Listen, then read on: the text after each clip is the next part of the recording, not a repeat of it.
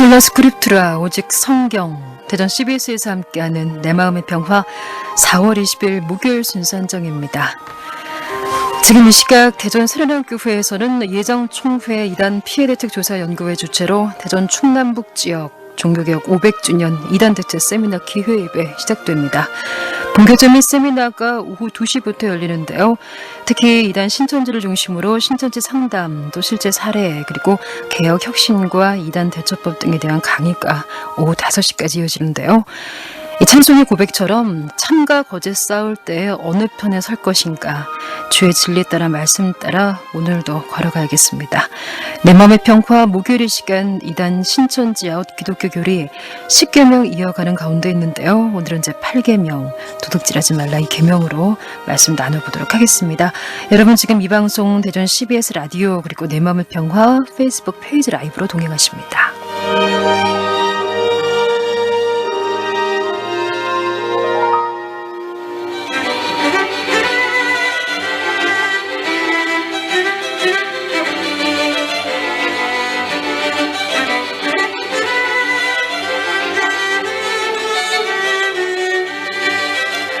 네, 목요일 시간 동행하시는 분은 대전 언약교회 장재철 목사님이세요. 목사님, 어서 오세요. 네, 안녕하세요.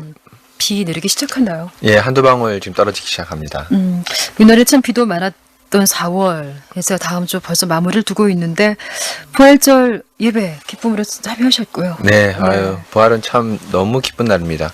우리 청취자 여러분들도 잘 아시다시피 기독교 3대 절기가 성탄절, 부활절, 성령강림절 네. 이 3대 절기인데 사실은 이 부활절이 그 중간에 우뚝 서 있습니다. 우뚝. 예, 예수님이 성탄 오시는 이유가 바로 부활하기 위해 오셨고요.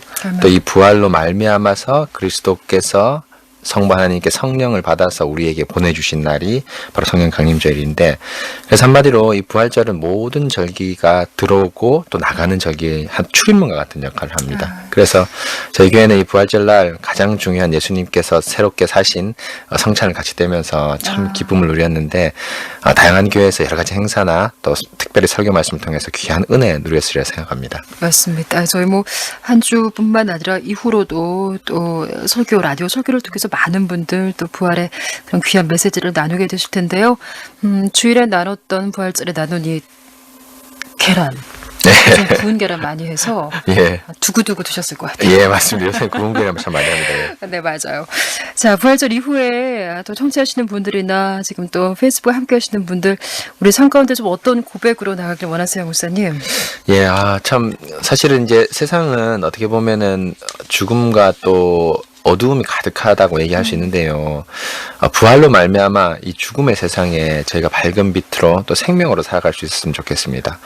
네, 사람들은 이 돈이 조금 없어지거나 자기가 투자하는데 조금 이렇게 주식이나 이런 걸 떨어지거나 이렇게 하면 참 마음이 슬퍼하고 심지어 그것 때문에 자살하는 사람도 있습니다. 그러나 우리 그리스도인들은 인생을 살다 보면 이럴 때도 있고 저럴 때도 있습니다. 그러나 그것 때문에 우리 형편이 좌지우지 되는 것이 아니라 이 부활로 주신 생명으로 말미암아 힘있게 살아가서 그 힘을 사람들에게 나누어 줬으면 참 좋겠습니다. 아멘. 예.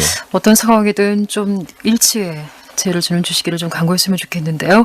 자, 10계명, 이제 8계명까지 왔습니다. 네. 오늘 도둑질하지 말라 이 내용이 좀 많아서 오늘 첫 번째 시간 좀 나눠볼 텐데, 이 계명 역시 무언가 좀 발끈하시는 분들 많으실 것 같아요. 나는 아닌데요. 무슨 도둑질을, 그렇죠? 예, 맞습니다. 근데 이거 살펴보니까 아니네요. 예, 맞습니다.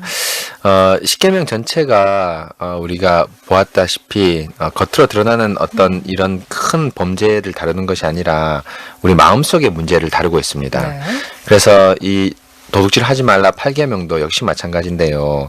사실 우리 이 방송을 듣는 우리 대부분의 청취자들은 도둑질을 안 할 겁니다. 그렇죠. 도둑질하는 우리 청취자들이 거의 없고 오히려 정직하고 손해보는 청취자들이 거의 대부분일 건데요.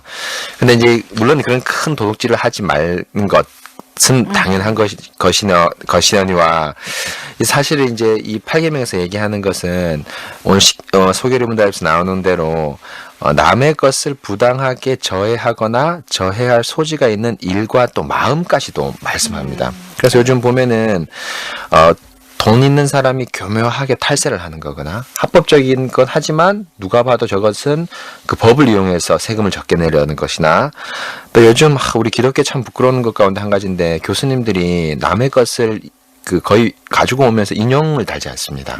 그래서 이것도 지금 뭐 법정까지 올라가서 소송 문제가 좀 펼쳐지고 있는 중이기도 하는데요. 이런 정당하게 남의 어떤 지적 재산들을 소위 말하면은 표기하지 않고 가져오는 것. 그리고 우리 청년들이나 젊은 사람들한테 많이 일어나는 것 가운데 한 가지가 동영상이나 음원을 불법적으로 다운받는 뭐 흔히 말해서 어둠의 경로라고 저희끼리는 우스갯소리로 얘기 말하는데요. 맞아요. 네. 그런 어둠의 경로를 통해서 불법적으로 다운로드 받는 일들이 많은데 이것이 사회 저변적으로 많이 한다 해도 하나님 말씀에 남의 것을 저해하고 침해하는 행동이기 때문에 엄격하게 도둑질이라고 얘기할 수 있습니다. 그래서 이 8계명은 거창한 뭐 남의 것을 남의 집에 들어가서 물건을 훔치는 거나 이런 걸 얘기하는 것도 있지만은 그것 이면에 우리가 가지고 있는 사소한 도둑질, 남의 것을 저해하고 남의 것을 불법적으로 이용하는 모든 것까지도 포함하기 때문에 아주 현대 사회의 적실한 그 계명 가운데 하나라고 생각합니다. 말씀하신 그런 뭐 탈세나 횡령 이런 것들도 임금체불 같은 것도 예, 맞습니다. 사실은 요즘은 이 굉장히 만연해 있어서 많은 사람들이 뭐 안타까운 마음도 있지만 이것에 만연해 있기 때문에 좀 이젠 아예 뭐 무감각하다 이게 사실 더 좋은 거 아닌 것 같아요. 그렇죠? 네, 맞습니다. 예. 깨어있어서 이것을 이제 또 말씀을 좀 받았으면 좋겠는데 어떻습니까? 자, 소결의 문답 먼저 짚어보면 좀 명확하게 좀 알 수 있을 것 같아요. 네, 소결의 문답 73문에서 75문까지 이 8계명에 대해서 나오는데요. 먼저 73문 제8계명은 무엇입니까? 제8계명은 도둑질하지 말라입니다. 제74문 제8계명에서 요구하는 것은 무엇입니까? 제8계명에서 요구하는 것은 합법적인 방법으로 우리 자신들과 다른 사람들의 부와 재산을 얻고 증진시키라는 것입니다. 75문 제8계명에서 금하는 것은 무엇입니까? 제8계명이 금하는 것은 무엇이든지 우리 자신이나 이웃의 부와 재산을 부당하게 저해하거나 저해할 소지가 있는 일입니다. 라고 고백하고 있습니다. 이 여기에서 나오는 것을 저희가 이제 후에 또 구체적으로 한번 살펴보게 될 텐데 8계명에서 금하는 것 역시 또 명령에 있지만 금하는 것이 함께 내포되어 있군요. 네, 그렇죠? 맞습니다. 예. 자, 그렇다면 목사님 이제 이게 도둑질이라고 하니까 굉장히 손도 타신 분들 계실지 모르겠는데 자 말씀과 또 신앙 고백에서 말하는 도둑질이 무엇인지 그리고 아마 이 말씀에 보면 앞으로 이제 나누겠지만 적극적으로 이웃을 돕지 않는 것도 좀 포함한다 제가 사실은 페이스북에 좀 미리 안내를 좀 해드렸는데 자 구체적으로 무엇을 의미하는지 좀 살펴보겠습니다. 네, 도둑질의 기준은 뭐 이제까지 잘 우리 청취자 여러분들 잘 아시다시피 겉으로 드러나는 행위뿐 아니라 마음까지도 기준으로 삼기 때문에 세상의 법보다 훨씬 더 엄격합니다. 세상은 그 마음의 의도가 어떻든 남의 집에 들어가서 물건을 훔치는 것 혹은 뭐 어떤 물건을 훔치는 것 그런 외적인 행동을 기준으로 삼고 있지만 이 성경과 소결의 문답 및 다양한 신앙 고백에서는 이 외적인 행동뿐 아니라 마음까지도 그 기준을 삼습니다. 왜냐하면 하나님께서 우리의 마음을 감찰할 수 있기 때문이죠. 그래서 세상 사람들은 행동을 통해서만 판단하지만 우리 하나님은 우리 마음의 의도를 다 알 수 있기 때문에 그 마음의 의도까지도 성경은 이 도둑질로 얘기하고 있는데요. 예를 들면 야고보서 5장 4절에 보면은 보라 너희 밭에서 추수한 품꾼에게 주지 아니한 싹시 소리 지르며 그 추수한 자의 우는 소리가 만군의 주의 귀에 들렸느니라 라고 말씀합니다. 어떤 주인이 임금을 줘야 되는데 그럴듯한 이유로 주지 않거나 혹은 늦게 주는 것이 하나님께 대해 하나님께서 강력하게 책망을 하고 계시는 걸 얘기하죠. 그래서 사실 우리 세상 직장 보면은 제가 몇 주 전인가 몇 달 전인가요? 참 안타까운 뉴스를 듣는데 우리나라에서 기독교 기업으로 알려진 유명한 모 기업이 있는데 그 기업에서 알바생들이나 또 이런 비정규직의 임금을 체불한다고 뉴스에 크게 나왔습니다. 그런데 왜 그렇게 체불하냐면은 체불함으로 말미암아서 생기는 벌금을 내는 것이 임금을 주는 것보다 훨씬 비용이 적게 들기 때문에 오히려 임금을 주지 않고 벌금을 내는 것이 유리하다고 기업적으로 판단을 내리는 것이죠. 악한 것을 이용해서 악한 것을 꾀하는 것이 결국은 예. 참 다시 제자리일 것 같은 느낌이 예, 듭니다. 예, 세상 법적으로 보면은 이제 그분들이 그렇게 하면 어떻게 처벌할 도리는 없습니다. 그렇죠? 뭐 예를 들면 나쁜 일을 했기 때문에 벌을 받았기 때문에 넘어가는 일이지만 분명히 우리 하나님께서는 그 부분에 대해서 엄히 책망하실 것입니다. 그래서 오히려 없는 사람은 더 나눠주고 또 보아스처럼 곡식을 떨어뜨리는 것을 줍지 않는 것뿐 아니라 더 흘리는 그런 것이 저희 기업가의 마음들 혹은 크리스찬들의 마음이 돼야 되는데 이렇게 하지 않는 것들에 대해서 하나님께서 엄히 책망하시고 여기 말한 대로 추수꾼에게 품삯을 주지 않건 뭐 합법적인 이유 뭐 그럴듯한 이유 다 돼도 여하튼 하나님 입장에서 주지 않는 사람들은 하나님께서 엄히 책망한다고 말합니다. 그래서 요즘 사회에서 뭐 군대에 가지 않기 위해서 여러 가지 변명을 교묘하게 피해가는 많은 일들이 있습니다. 특별히 여러분 이거 잘 아시다시피 이 똑똑한 사람들이 군대에 많이 안 가거든요. 참 안타까운 일입니다. 그래서 나라의 고위 정부자들이나 또 국회의원들 보면은 물론 다는 그런 것이 아니지만 우리 일반인들 퍼센테이지보다 군대에 더 많이 안 갑니다. 그 무슨 말이냐? 법과 그것을 잘 이용해서 넘어가는 거죠. 법으로 상관없지만은 참 이게 너무너무 안타까운 일입니다. 이게 때로는 우리가 그냥 해서 있는 그대로 좀 받아들여야 할 것을 너무 오래를 쓰면요. 예, 맞습니다. 오히려 이게 좀 역발상이 나는 것 같아요. 그렇죠? 예, 맞습니다. 맞습니다. 그 다음에 또 남의 논문을 책을 인용하면서 인용보를 달지 않는 것. 뭐 우리 아나운서님도 저도 그래. 예. 이게 뭐 글을 쓰다 보면은 이것이 내 것이라고 하고 싶은 좀 욕망이 생기게 합니다. 근데 그 앞에서 이것은 내 것이 아니고 남의 학자 것을 빌려온 것이라고 정직하게 쓰는 건 학자적 양심이고 특별히 목사님들 설교 표절을 절대 하시면 안 됩니다.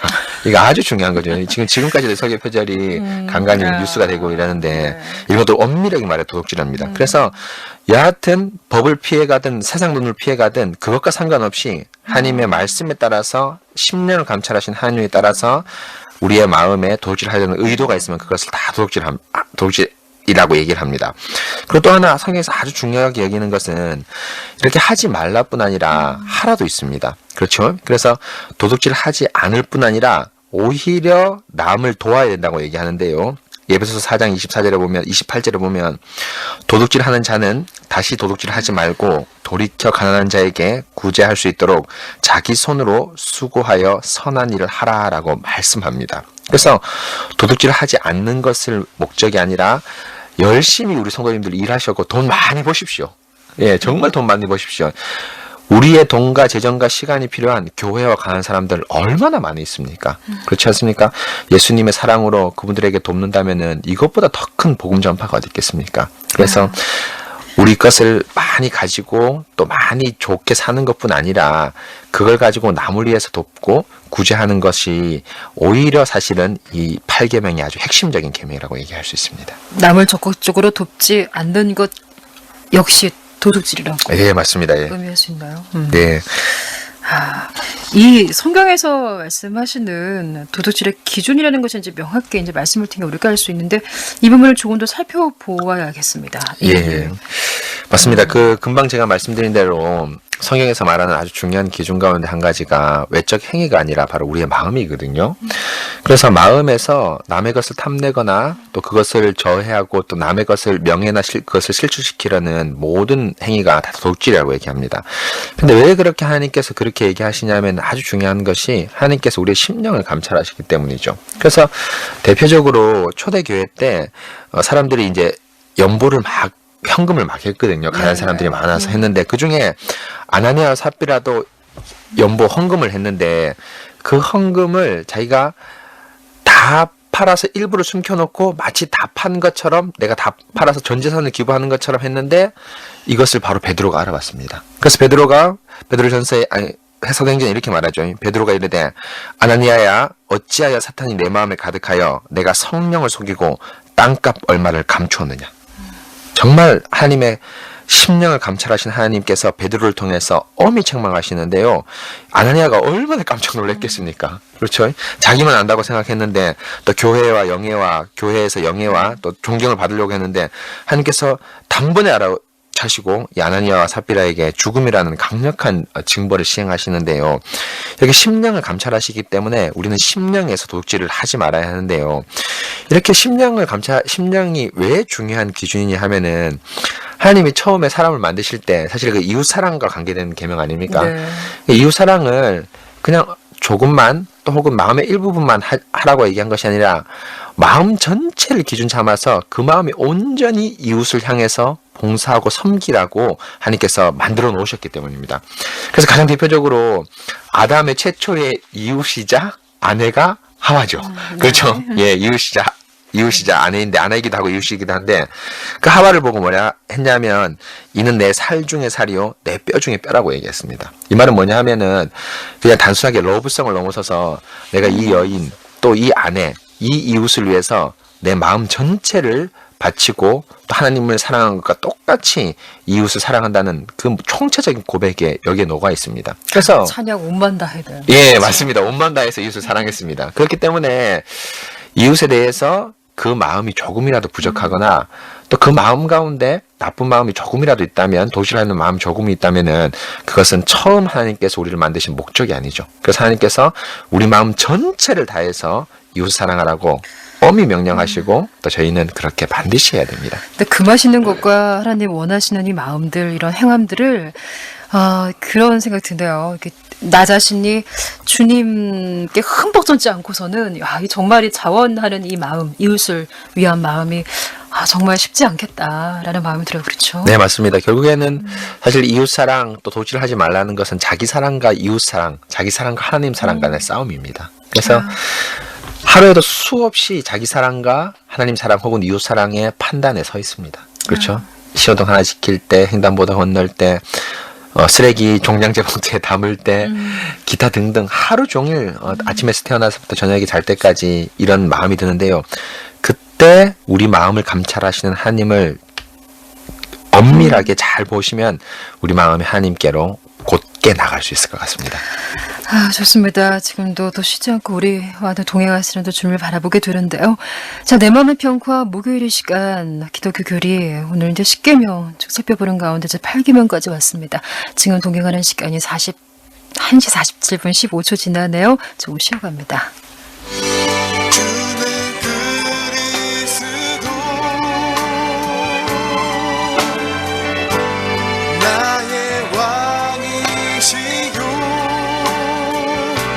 살아계신 하나님의 아들 나의 구주시라 주는 그리스도 나의 왕이시요 살아계신 하나님의 아들 나의 생명이라. 지금 여러분은 기독교 정통 교리를 대전 CBS 내 마음의 평화를 통해 듣고 계십니다. 저는 대전 언약교회 장재철 목사입니다. 네, 계속해서 좀 말씀 나눠보겠습니다. 자, 우리 심령을 감찰하시는 주님에 대한 말씀을 주셨는데, 자, 그렇다면 이게 이제 참 행함 있는 삶으로 드러나야 될 텐데, 어떤 마음을 갖고 또 주님 앞에 도둑질하지 않고 이웃을 사랑해야 하는지, 또 그런 마음 갖기 위해서 우리가 또 부단히 애써야 할 것들이 좀 무엇들 있는지 말씀드릴게요. 네. 마음이라는 그 기준이 도둑질 하지 말라는 것에서 아주 중요한데요. 사실 이 마음을 감찰하시는 하나님 앞에 서 있다는 소위 말하면 코람데오 들어보셨죠? 그 신전의식이라는 마음을 갖는 것이 너무너무 중요합니다. 사람들은 이 도둑질에 대해서 또 이웃을 사랑하지 않는 것에 대해서 자기를 기준 삼아서 많이 생각하고 행동하지만 우리 크리스찬들은 하나님을 기준 삼아서 행동할 때 이 마음에 어떤 도둑질에서부터 도둑질하지 않고 또 손으로 도둑질하지 않는 이런 변화가 우리 가운데 일어나는데요. 근데 참 그 아나운서님도 저도 그렇지만은 도둑질하지 않고 이웃을 사랑하는 마음을 유지하기는 참 쉽지 않습니다. 그렇죠? 하루에도 욕심이 너무 많아요. 예, 하루에도 12번 자기 것을 챙기려고 하지 남을 위해서 봉사하고 헌신하려는 마음 사실 드는 것이 쉽지 않습니다. 이제 그럴 때 아주 좋은 것은 사실 뭐냐 하면은 항상 하나님의 말씀 앞에 자신을 노출시키는 겁니다. 그래서 가장 큰 노출은 주일날 예배 때 말씀을 성실하게 잘 듣는 것이고요. 그다음에 일주일간 삶에 있어서는 말씀과 기도로 성경 읽기와 기도로 말미암아서 하나님 말씀에 끊임없이 노출시킬 때 말씀 앞에 설 때 이웃을 사랑할 수 있습니다. 그럴 때 이 말씀을 끊임없이 노출시키면은 서게 되면 저희 가운데 한 가지 현저한 특징이 나타나는데요. 성령님께서 저희에게 자주 찾아오셔서 말씀해 주십니다. 물론 우리 안에 계시지 않습니까? 네.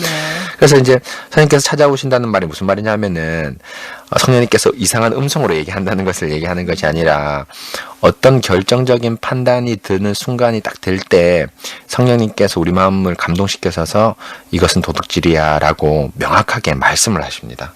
예를 들면 뭐 아나운서님도 저도 그렇지만은 지금 우리 그 현대사회라기보다 소소한 문제긴 한데요.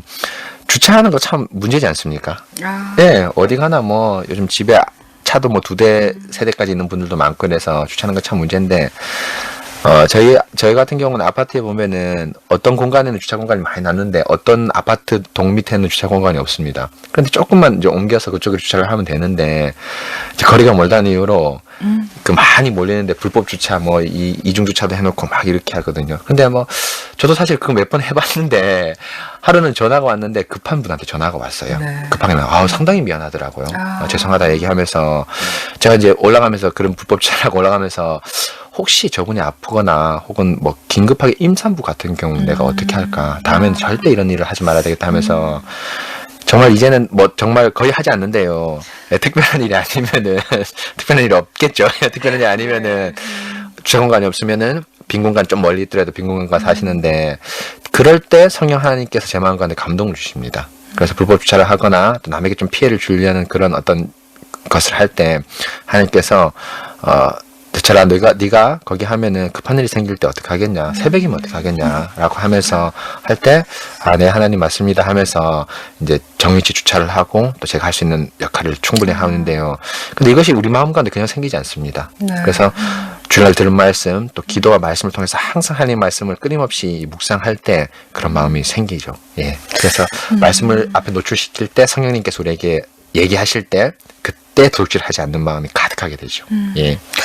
뭐 주차 문제는 많은 분들의 그러한 또 경험이 많으시기 때문에 더 공감하실 것 같고, 저는 문득 그 말씀을 들으면서 이 계명을 좀 다루면서 거룩의 삶도 좀 생각이 나고, 네. 우리가 너무 이제 막 상상하지 못하는 것이 아니라 우리가 앞서도 목사님 말씀하셨잖아요. 지켜야 될 약속들, 정말 사소한 것들, 뭐 재활용이나 예, 그런 거 맞습니다. 있죠. 신호 지키는 것이나 이러한 작은부터가 정말 우리가 어쩌면 정말 도둑질하지 않는 마음, 이런 생각이 좀 참을 들기도 하네요. 네, 그렇죠? 맞습니다. 예. 어떻습니까?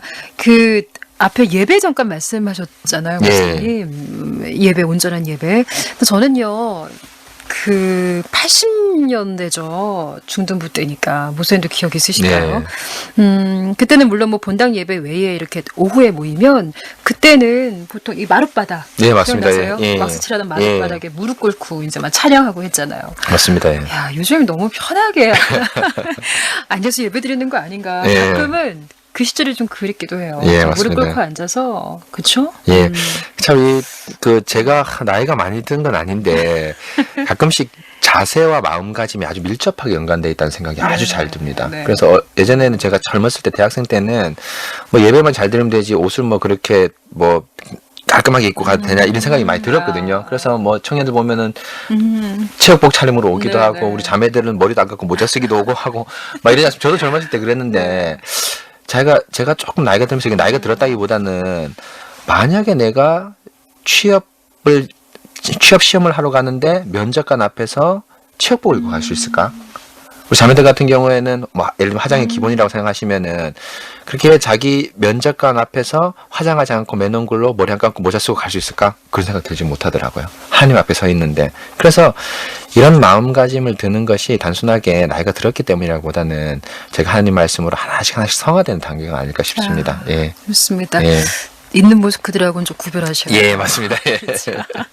자, 도둑질하지 않고 적극적으로 이웃을 사랑하는 거. 자, 이제 오늘 마무리는 좀 어떤 말씀 주시겠어요? 네, 도둑질하지 않고 이웃을 사랑하기 위해서는 하나님 말씀에 끊임없이 저희가 노출돼야 되는데요.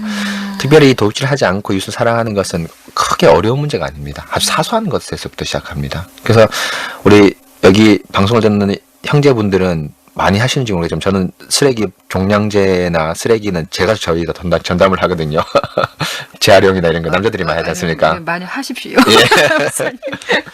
근데 제가 저번에 한번 말씀드린 것 같은데 음식물 쓰레기를 버리러 가면은 비닐봉지 채로 거기 안에 들어있는 것들이 가끔씩 보게 됩니다. 너무 마음이 안 좋더라고요. 예. 그래서 만약에 재활용 수거를 하시는 분들이 저걸 또 걸러내야 될 텐데, 그 더러운 거, 사실 더럽지 않습니까? 더러운 걸 걸러내야 되는데, 얼마나 수고하시는가라고 생각하면은, 이제 제가 이제 손이 닿는 부분까지는 이렇게 하려고 노력을 합니다. 네. 하는데, 이제 그런 부분이라든지, 아까 전에 얘기한 거 주차라든지, 네.